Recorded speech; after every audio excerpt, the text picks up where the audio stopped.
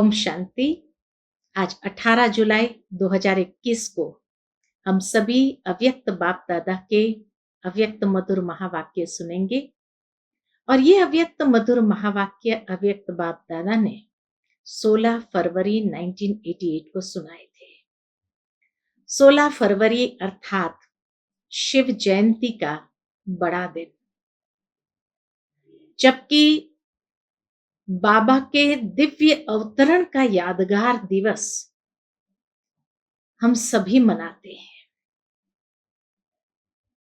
लेकिन बाबा कहे बाप के साथ साथ बच्चों का भी ब्राह्मण जीवन में अवतरण होता है, और इसीलिए ये यादगार दिवस बाप और बच्चों का साथ साथ बर्थडे का होता है।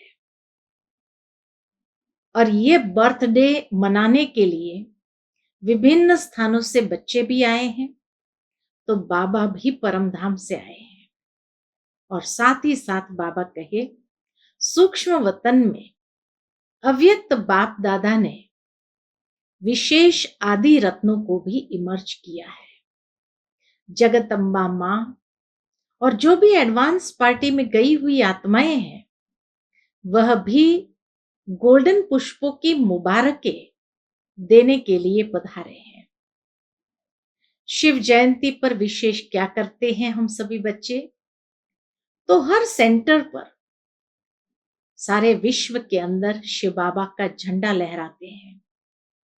तो बाबा कहे जिस तरह आप बच्चे बाबा का झंडा लहराते हो, तो बाबा भी अपने दिल में झंडा लहराते हैं। लेकिन कौन सा झंडा लहराते हैं?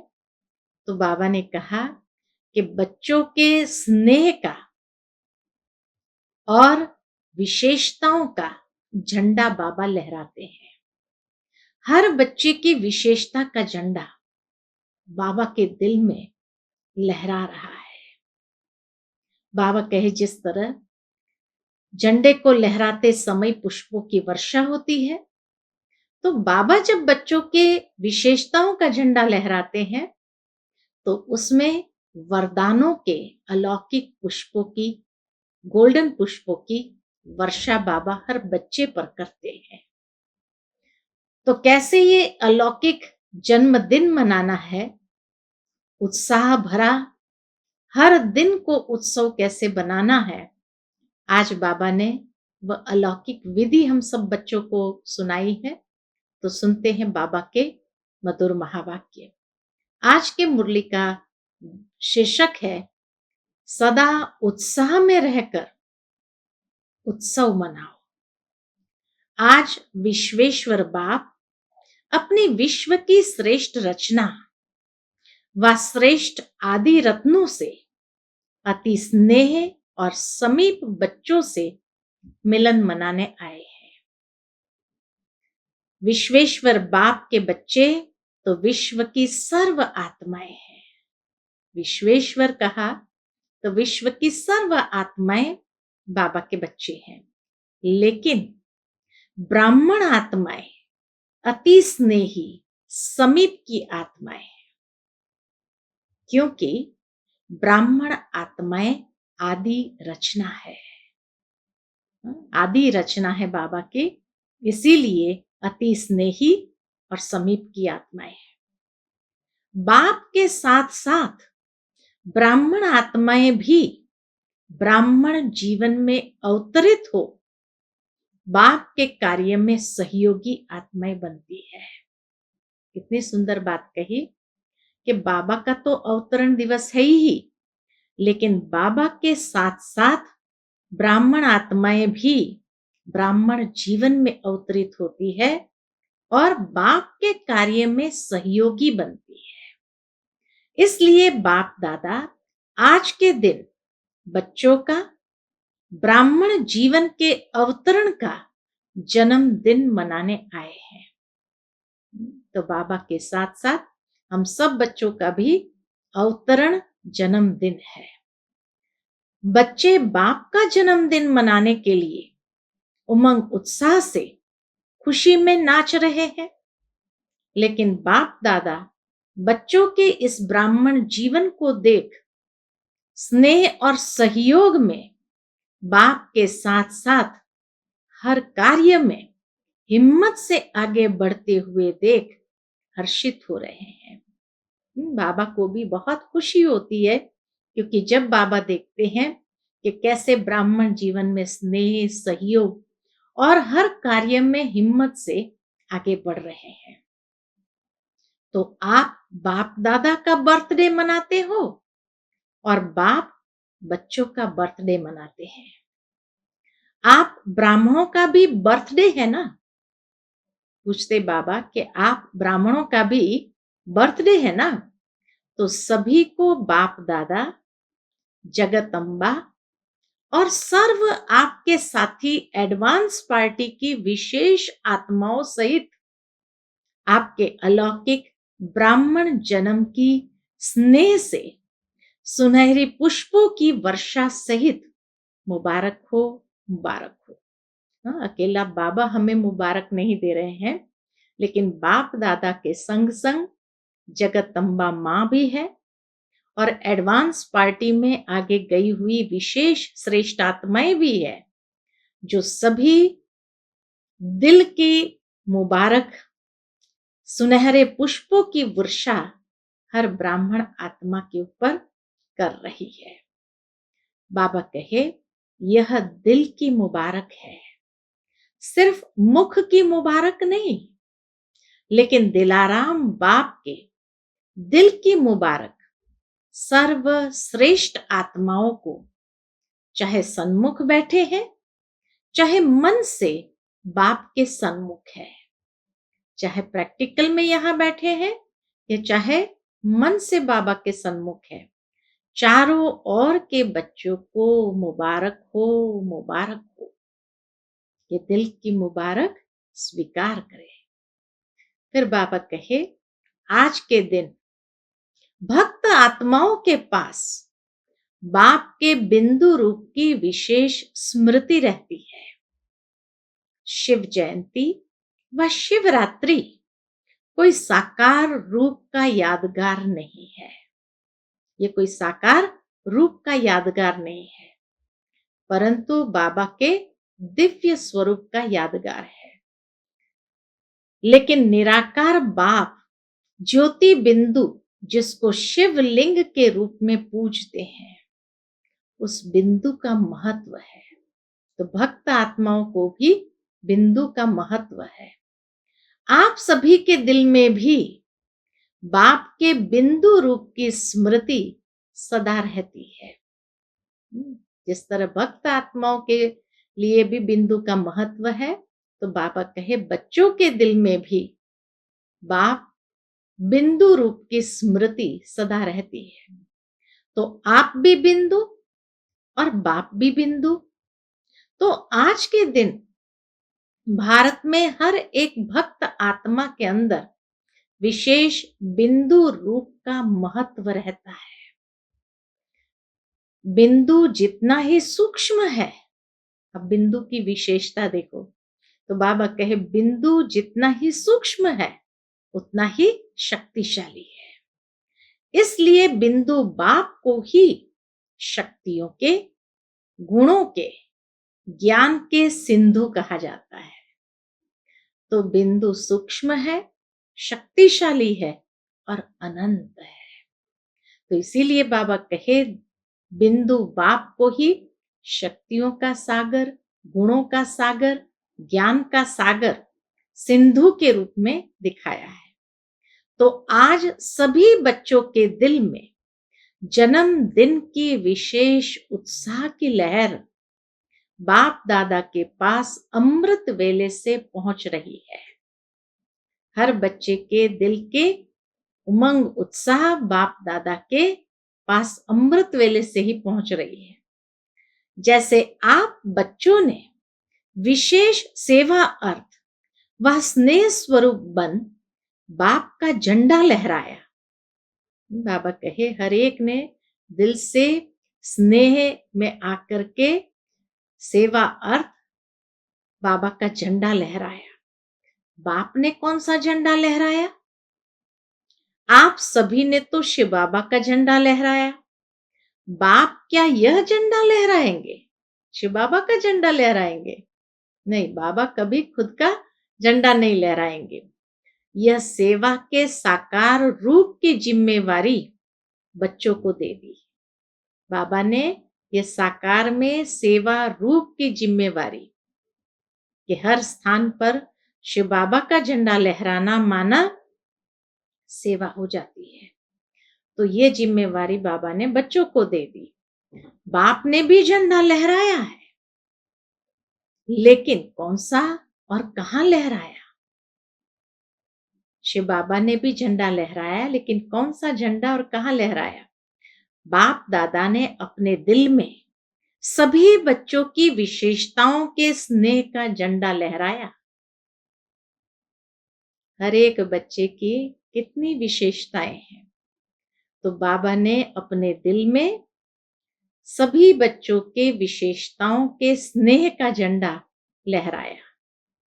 कितने झंडे लहराए होंगे? जितने बच्चे उतने झंडे लहराए बाबा ने।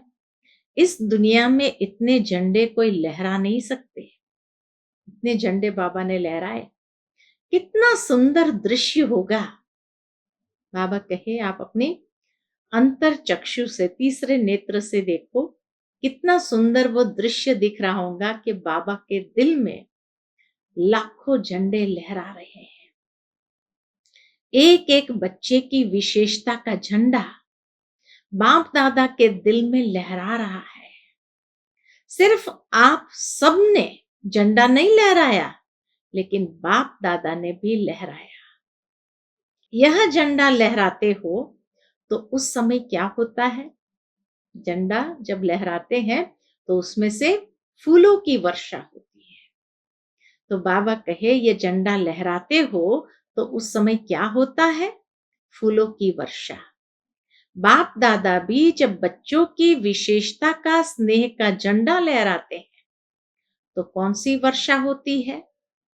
हर एक बच्चे के ऊपर अविनाशी भव, अमर भव, अचल अडोल भव, इन वरदानों की वर्षा होती है। यह है बाबा के गोल्डन पुष्प जो हर बच्चों के ऊपर वरदानों की वर्षा करते हैं। जब बाबा विशेषताओं का झंडा लहराते हैं तो बाबा के दिल से भी निकलता है अविनाशी भव, अमर भव, अचल अडोल भव, इन वरदानों की वर्षा होती है।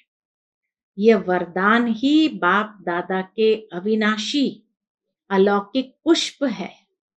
यही बाबा के लिए अलौकिक पुष्प है। बाप दादा को इस अवतरण दिवस की अर्थात शिव जयंती दिवस की बच्चों से भी ज्यादा खुशी है।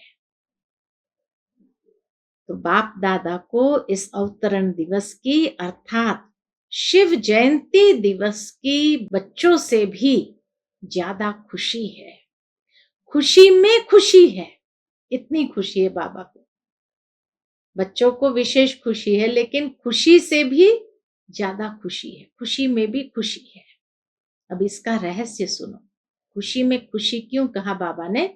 तो बाबा कहे क्योंकि यह अवतरण का दिवस हर वर्ष यादगार तो मनाते हैं, लेकिन जब बाप का साकार ब्रह्मा तन में अवतरण होता है तो बाप दादा को इसमें भी विशेष, शिव बाप को विशेष इस बात की खुशी रहती है।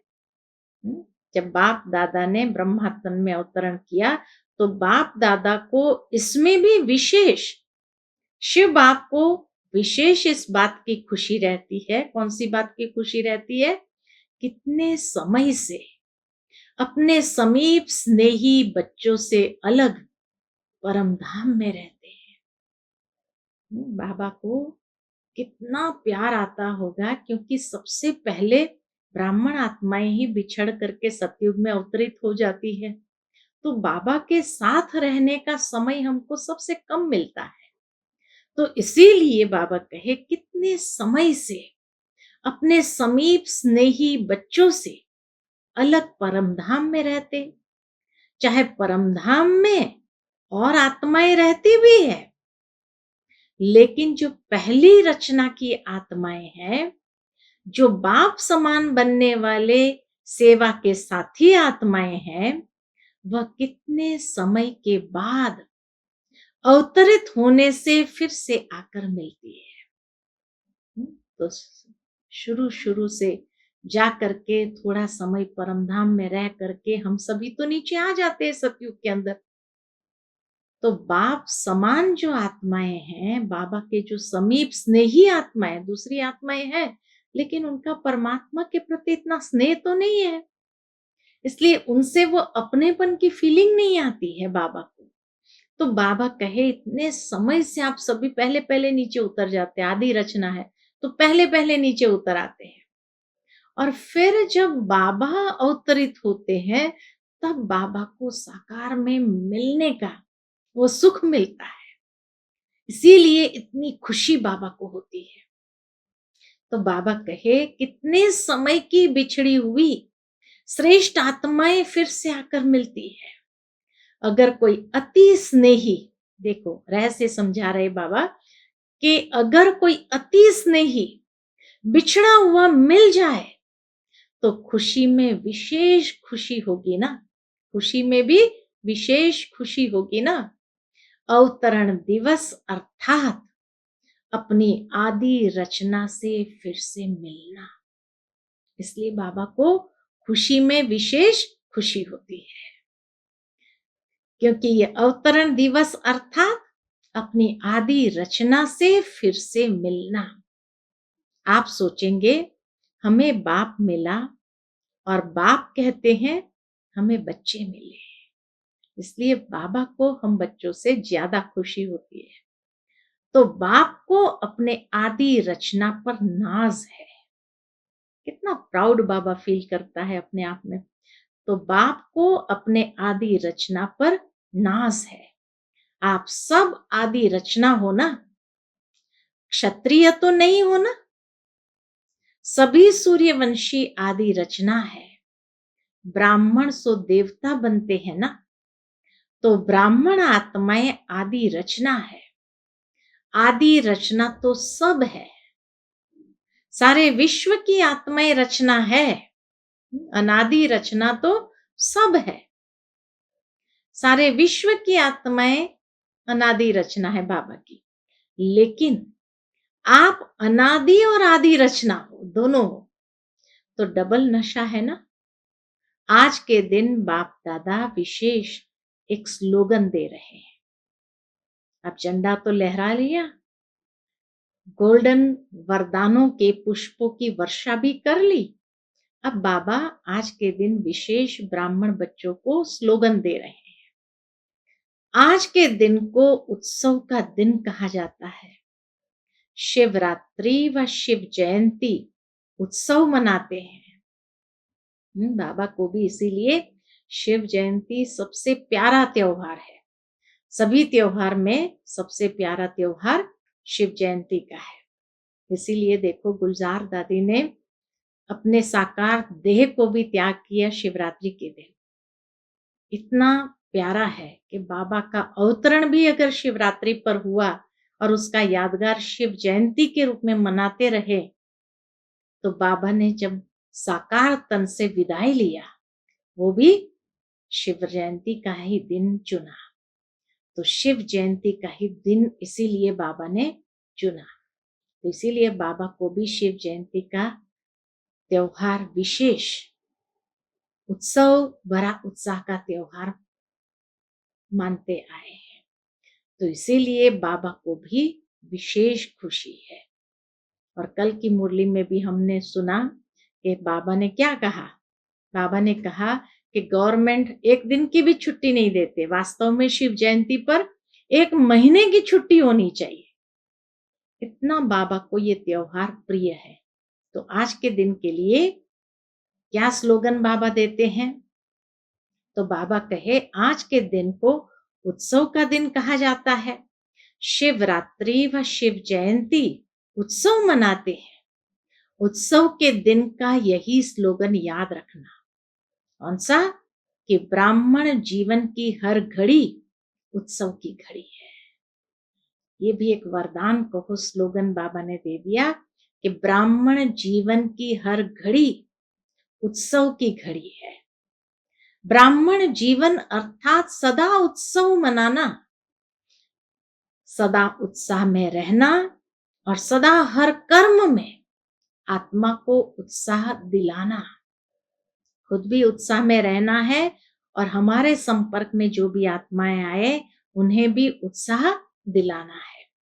तो उत्सव मनाना, उत्साह में रहना और उत्साह दिलाना है। जहां उत्साह होता है वहां कभी भी किसी भी प्रकार का विघ्न उत्साह वाली आत्मा को उत्साह से हटा नहीं सकता। समझा? इसलिए बाबा ने यह स्लोगन याद रखने के लिए कहा, क्योंकि जहां उत्साह होता है वहां कभी भी किसी भी प्रकार का विघ्न उत्साह वाली आत्मा को उत्साह से हटा नहीं सकता। जैसे अल्पकाल के उत्साह में सब बातें भूल जाती है ना।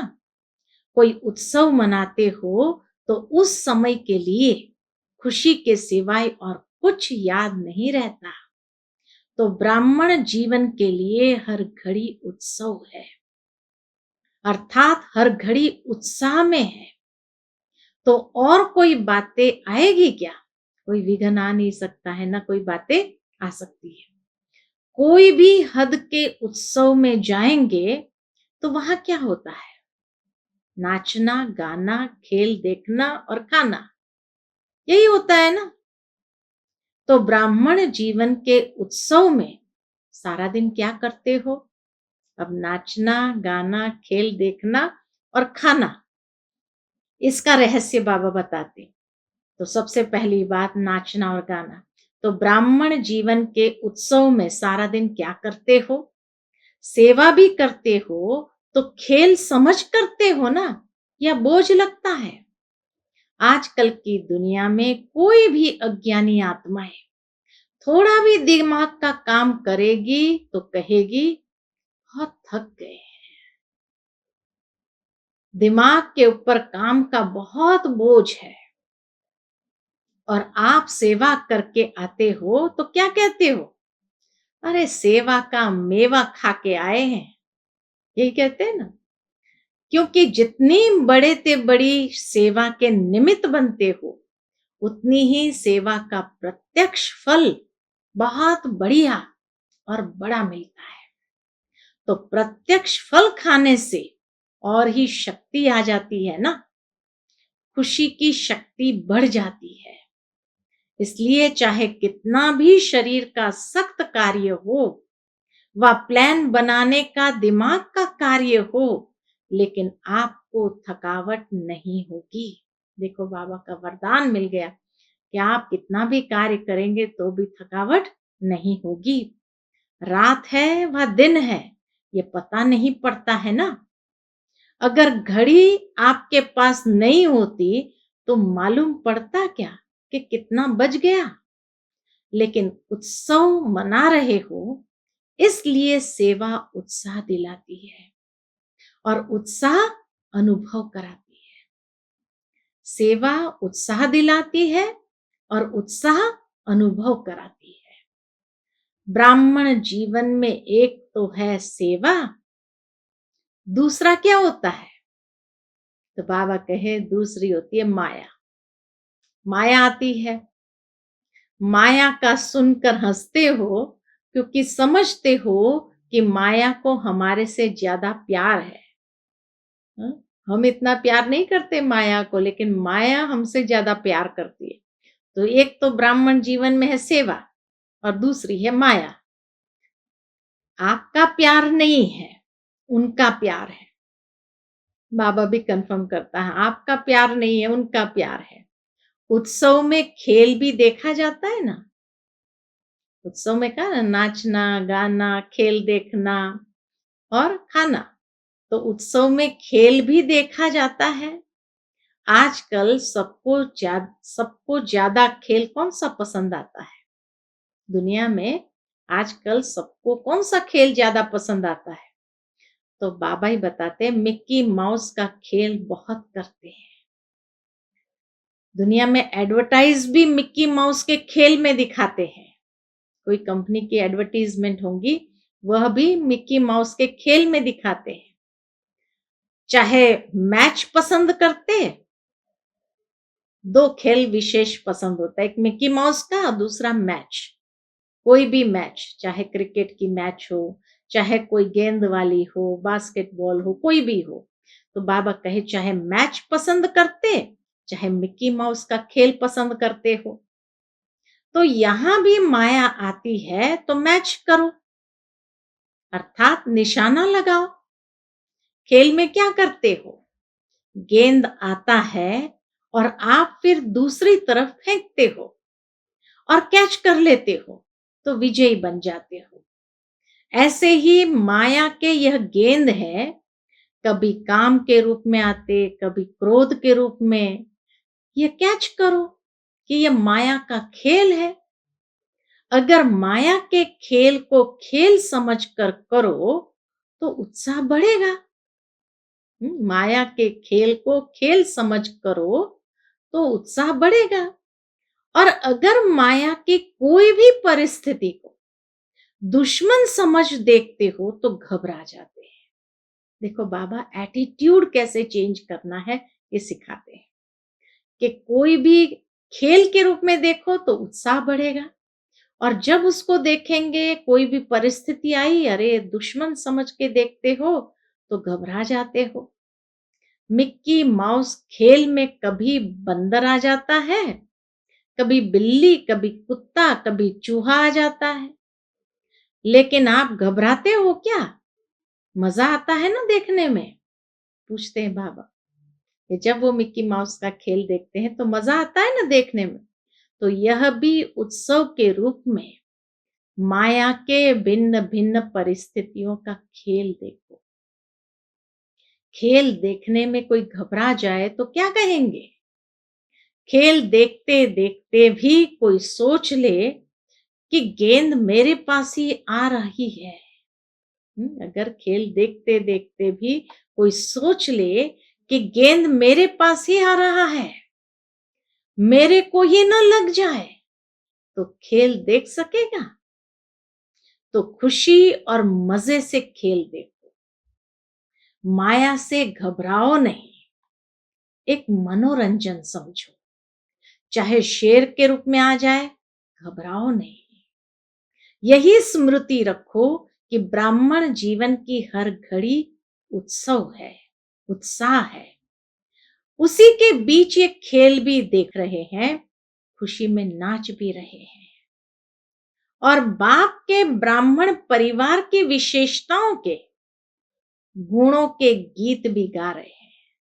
तो खेल भी देखो, नाचो भी, हाँ? और खुशी में नाचना है, और ब्राह्मण परिवार की विशेषताओं के गुणों के गीत भी गा रहे हैं। सुना, ये है अलौकिक तरीका इस शिव जयंती को मनाने का। और क्या करेंगे? नाचो, गाओ, खेल देखो, और ब्रह्मा भोजन मजे से खा रहे हैं। बाबा के घर में तो मजे से ब्रह्मा भोजन प्राप्त होता है, और ब्रह्मा भोजन भी मजे से खा रहे हैं। आप जैसा शुद्ध भोजन, याद का भोजन विश्व में किसको भी प्राप्त नहीं है। इस भोजन को ही कहा जाता है दुख भंजन भोजन। सुना, बाबा के घर के भोजन को कहा जाता है दुख भंजन भोजन। चाहे अपने परिवार में भी खा रहे हो, लेकिन अपने परिवार को भी क्या समझते हो? ये भी बाबा का घर है, यही समझते हैं ना? तो वहां जो खाना बनता है उसको भी क्या समझेंगे? दुख भंजन भोजन, ब्रह्मा भोजन। याद का भोजन सब दुख दूर कर देता है, क्योंकि शुद्ध अन्न से मन और तन दोनों शुद्ध हो जाता है। अगर धन भी अशुद्ध आता है, देखो यहाँ एक बहुत सुंदर गुह्य गति बाबा ने बताई कि अगर धन भी अशुद्ध आता है तो अशुद्ध धन खुशी को गायब कर देता है, चिंता को लाता है। एक तो खुशी गायब होती है, दूसरी चिंता बढ़ा देता है। जितना अशुद्ध धन आता, माना धन आएगा 1 लाख, लेकिन चिंता आएगी पदम गुना। और चिंता को सदैव चिता कहा जाता है। तो अशुद्ध धन कैसे चिता बन जाती है। तो चिता पर बैठने वाले को कभी खुशी कैसे होगी। और शुद्ध अन्न मन को शुद्ध बना देता है, इसलिए धन भी शुद्ध हो जाता है। याद के अन्न का महत्व है, परमात्मा की याद में बनाया हुआ अन्न का महत्व है, इसलिए ब्रह्मा भोजन की महिमा है। अगर याद में नहीं बनाते और खाते तो यह अन्न स्थिति को ऊपर नीचे कर सकता है। हमारी स्थिति फ्लक्चुएट होने लगती है, हलचल में आने लगती है।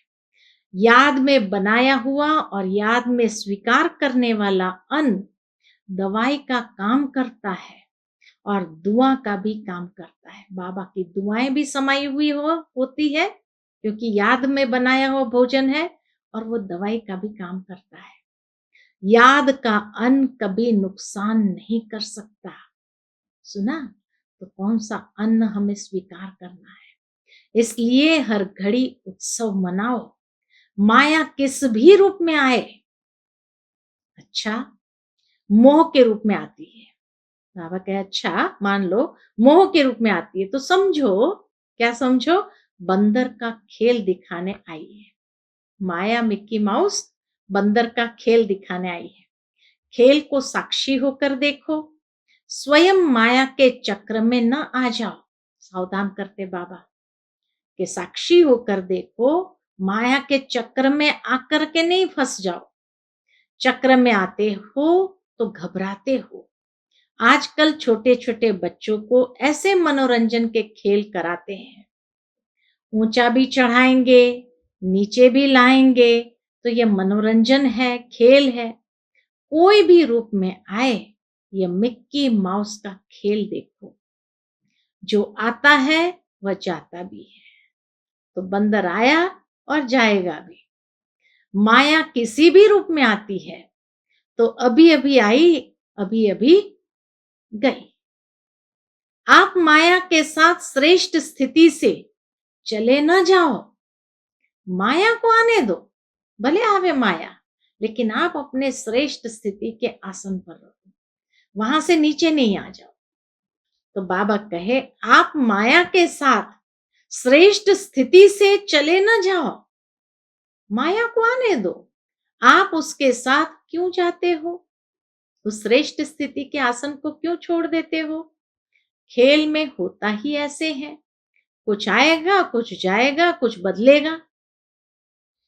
अगर सीन बदली न हो तो खेल अच्छा ही नहीं लगेगा। इसीलिए खेल में क्या था, कुछ आएगा, कुछ जाएगा और कुछ बदलेगा, सीन बदल जाएगी। बाबा कहे अगर सीन बदली न हो तो खेल अच्छा ही नहीं लगेगा। माया भी किसी भी रूप में आए, जो भी सीन आती है वो बदलनी जरूर है।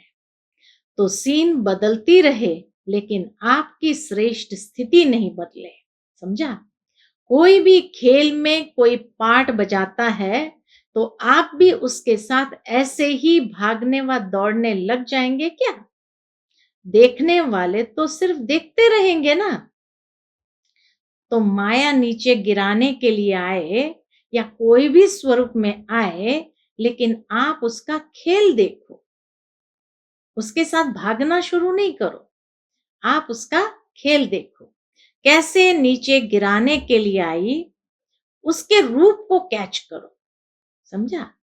वो कैसे नीचे गिराने के लिए आई, उसके रूप को कैच करो और खेल समझ उस दृश्य को साक्षी हो करके देखो। आगे के लिए और स्व की स्थिति को मजबूत बनाने की शिक्षा ले आगे बढ़ो। अगर मान लो कि थोड़ा ऊपर नीचे हो भी गया, तो बाबा कहे आगे के लिए और स्व की स्थिति को मजबूत बनाने की शिक्षा लेकर आगे बढ़ो। तो शिवरात्रि का उत्सव अर्थात उत्साह दिलाने वाला उत्सव सिर्फ आज का दिन नहीं, लेकिन सदा ही आपके लिए उत्सव है। और उत्साह साथ है। इस स्लोगन को सदा याद रखना और अनुभव करते रहना। सदा उत्साह भरी जीवन अनुभव करते रहना। उसकी विधि सिर्फ 2 शब्दों की है। कौन सी? सदा साक्षी होकर देखना खेल को और बाप के साथी बनकर के रहना। तो साथी और साक्षी, पिछली अव्यक्त मुरली में भी ये 2 शब्द बाबा ने विशेष गिफ्ट के रूप में हमें दिए थे। तो बाबा कहते हैं सदा साक्षी होकर के देखना खेल को, माया के खेल को, और बाप के साथी बनकर के रहना। बाप के साथी सदा रहेंगे तो जहां बाप है तो साक्षी होकर देखने से सहज ही माया जीत बन अनेक जन्मों के लिए जगत जीत बन जाएंगे। अभी माया जीत और अनेक जन्मों के लिए जगत जीत बन जाएंगे। तो समझा क्या करना है? स्वयं बाप हर बच्चे को साथ देने के लिए गोल्डन ऑफर कर रहे हैं, इसलिए सदा साथ रहो। वैसे डबल फॉरेनर्स अकेले रहने में पसंद करते हैं, या वो अकेले रहना चाहते हैं। वह साथ इसलिए नहीं रहते कि कहां बंधन में न बंध जाए, स्वतंत्र रहे, लेकिन इस साथ में साथ रहते भी स्वतंत्र है। बाबा के साथ साथ रहते भी स्वतंत्र है, बंधन नहीं अनुभव होगा। अच्छा, तो आज का दिन डबल उत्सव का है। वैसे जीवन भी उत्सव है और यादगार उत्सव भी है। बाप दादा सभी विदेश के बच्चों को सदा याद करते भी है और आज भी विशेष दिन की याद दे रहे हैं, क्योंकि जो भी जहां से आए होंगे तो सभी के याद पत्र लाए होंगे। कोई कार्ड पत्र टोलियां लाए। तो जिन बच्चों ने दिल के उत्साह का याद प्यार व किसी भी रूप से अपनी याद निशानी भेजी है, उन सब बच्चों को बाप दादा भी विशेष याद का रिटर्न पदम गुना दे रहे हैं। और बाप दादा देख रहे हैं कि हर एक बच्चे के अंदर सेवा का और सदा माया जीत बनने का उमंग उत्साह बहुत अच्छा है। हर एक बच्चा अपनी शक्ति से भी ज्यादा सेवा में आगे बढ़ रहा है और बढ़ता ही रहेगा। बाकी जो सच्ची दिल से दिल का समाचार बाप के आगे रखते हैं तो सच्ची दिल पर बाप सदा राजी है। समझा? इसलिए दिल के समाचार में जो भी कोई छोटी छोटी बातें आती भी है तो वो बाप की विशेष याद के वरदान से समाप्त हो ही जाएगी। बाप का राजी होना अर्थात सहज बाप की मदद से माया जीत बनना। इसलिए जो बाप को दे दिया, चाहे समाचार के रूप में, पत्र के रूप में, रूहान के रूप में, जब बाप के आगे रख लिया, दे दिया, तो जो चीज किसको दी जाती है वह अपनी नहीं रहती, वह दूसरे की हो जाती है। अगर कमजोरी का संकल्प भी बाप के आगे रख दिया तो वह कमजोरी आपकी नहीं रही, आपने दे दी, उससे मुक्त हो गए। इसलिए यही याद रखना कि मैंने बाप के आगे रख ली अर्थात दे दी। बाकी विदेश में उमंग उत्साह की लहर अच्छी चल रही है। बाप दादा बच्चों को निर्विघ्न बनने के उमंग और सेवा में बाप को प्रत्यक्ष करने के उमंग को देख हर्षित होते हैं। अच्छा, सदा अनादि और आदि रचना के रूहानी नशे में रहने वाले, सदा हर घड़ी उत्सव समान मनाने वाले, सदा याद और सेवा के उत्साह में रहने वाले, सदा माया की हर परिस्थिति को खेल समझ साक्षी हो देखने वाले, सदा बाप के साथ हर कदम में साथी बन चलने वाले, ऐसे सर्वश्रेष्ठ ब्राह्मण आत्माओं को अलौकिक जन्म की मुबारक के साथ साथ याद प्यार और नमस्ते। सभी अति स्नेही दिल तख्त नशीन बच्चों को पावन शिव जयंती की पदम गुना याद प्यार और मुबारक हो। हम सब रूहानी बच्चों की रूहानी माता पिता बाप दादा को याद प्यार गुड मॉर्निंग और नमस्ते। नमस्ते। शुक्रिया बाबा, शुक्रिया। आज का बाबा का मधुर वरदान है, किसी की कमी कमजोरी को न देख अपने गुण व शक्तियों का सहयोग देने वाले मास्टर दाता भव। किसी की कमी कमजोरी को न देख अपने गुण व शक्तियों का सहयोग देने वाले मास्टर दाता भव।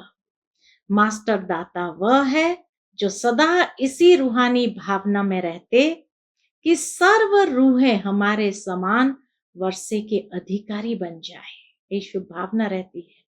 किसी की भी कमी कमजोरी को न देख वे अपने धारण किए हुए गुणों का शक्तियों का सहयोग देते हैं। बाबा कहे यह ऐसा है ही, इस भावना के बजाय मैं इसको भी बाप समान बनाऊं, यह शुभ भावना हो। साथ साथ यही श्रेष्ठ कामना हो कि यह सर्व आत्माएं कंगाल दुखी अशांत से सदा शांत सुख स्वरूप माला माल बन जाए। ऐसी शुभ भावना रहे, श्रेष्ठ कामना रहे कि ये सर्व आत्माएं कंगाल दुखी अशांत से सदा शांत सुख रूप माला माल बन जाए, तब कहेंगे मास्टर दाता। आज का बाबा का मधुर स्लोगन है, मनसा वाचा कर्मणा सेवा करने वाले ही निरंतर सेवाधारी है। उनके हर श्वास में सेवा समाई हुई है। मनसा वाचा कर्मणा सेवा करने वाले ही निरंतर सेवाधारी है। उनके हर श्वास में सेवा समाई हुई है। अच्छा, ओम शांति।